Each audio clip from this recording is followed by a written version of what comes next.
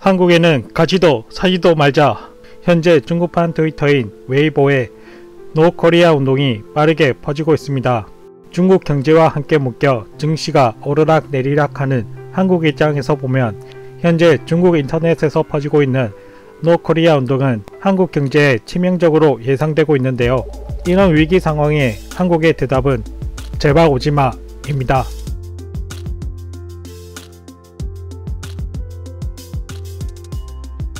중국 당국이 강력하게 유지해온 제로 코로나 정책.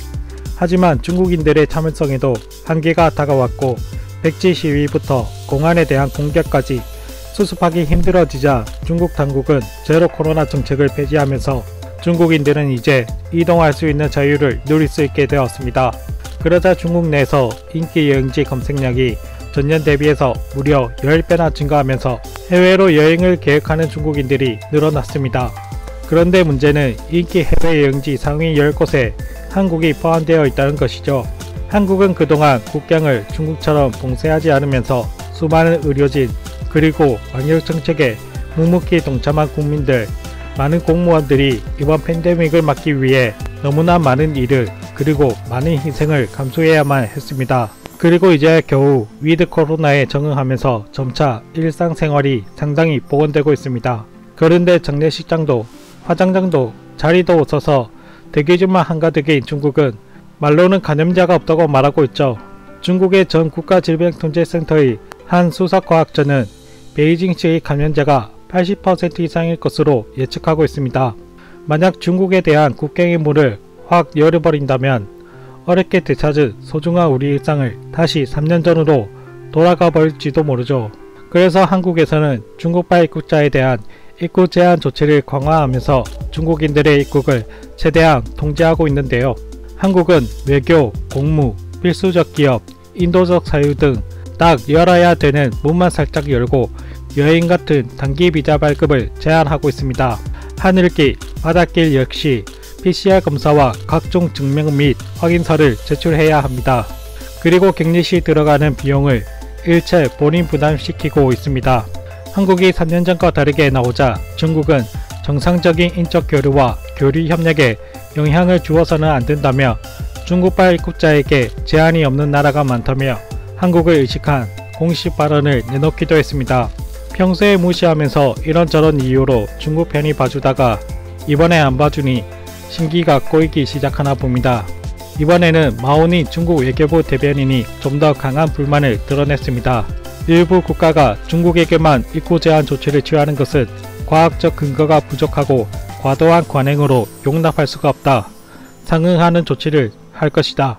하지만 중국의 발언과 달리 한국은 풀어줄 생각도 없고 중국에 제한을 걸지 않던 유럽도 슬슬 빗장을 걸어 잠그는 조치를 취하고 있는 상황이죠.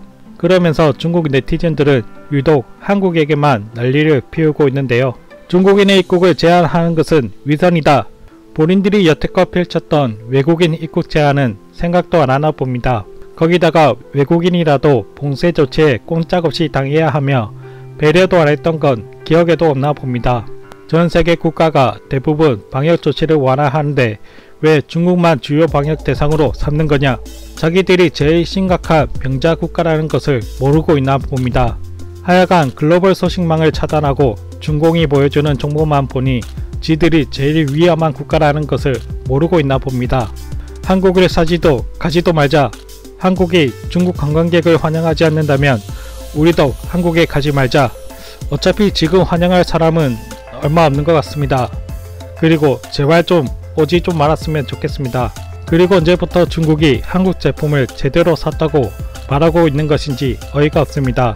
도를 넘은 카피 제품, 계약 불이행, 사기, 중공에 밀어주기 등 한국 기업들이 중국에서 제대로 사업을 하려면 견제, 불매운동 펼치며 부쉈던 건 잊었나 봅니다. 요즘 한국 콘텐츠도 불법으로 보면서 왜 그렇게 말이 많은지 모르겠습니다. 중국의 온라인 매체 화성방지는 논평을 통해 코로나19 변이인 알파, 델타 등 이름만 들어도 모두 서구의 이름인데 왜 중국에만 책임을 묻냐며 비난하고 있는데요. 그것은 국제 공용어가 영어이고 대다수의 국가들이 모여 이름을 정할 때 순서대로 알파, 델타 등으로 영어 이름을 붙이자고 합의한 것이고 중국에서 발견된 변이라도 영어 이름이 붙는 건 당연한 것이죠. 저런 식의 투정만 섞인 무논리 주장은 어이가 없기까지 합니다. 초기에는 그렇게 우한 폐렴이라고 부르지 마라, 중국을 연상케 하는 이름을 붙이지 마라라고 그 난리를 피웠으면서 하는 짓은 참 쫌생이 저리 가라 수준입니다.